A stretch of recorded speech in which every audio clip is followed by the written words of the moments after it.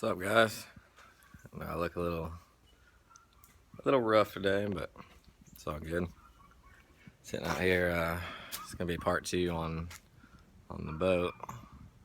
Show you what we got going on. I didn't quite show the process today, but had the trolling motor off. I went ahead and wet sanded and buffed this whole front nose. As you can see, I buffed all the way down to right here. This is what the boat used to look like. This is what it looks like now. This is up underneath the trolling motor, all right here. And you can see what the paint used to look like. We'll never get it that great, but we got all the left side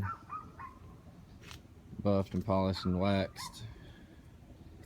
I took the windshield off so I can get back here, get all that buffed and cleaned up. But about to paint the windshield and get back on so I can be done with the top half of this left side. So I'll show you what we're doing. There you go. So as you can see, trim around the windshield is pretty scratched up in a lot of different places. That's the buffing compound I use, BC2. It's amazing. You can see all these scratches, so I just ran a quick tape line around the windshield. I'm gonna give it a quick coat of paint. Alright, this is the paint I'll be using. It's VHT engine enamel.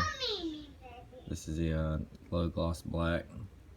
They're like $7 a can, but the way they spray is worth the money. So got it all taped off.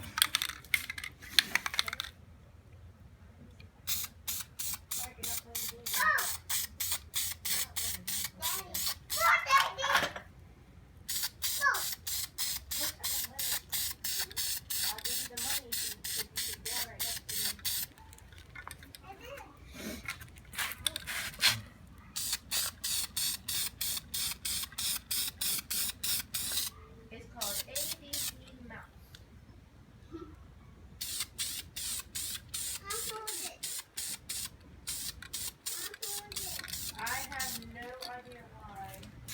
I can't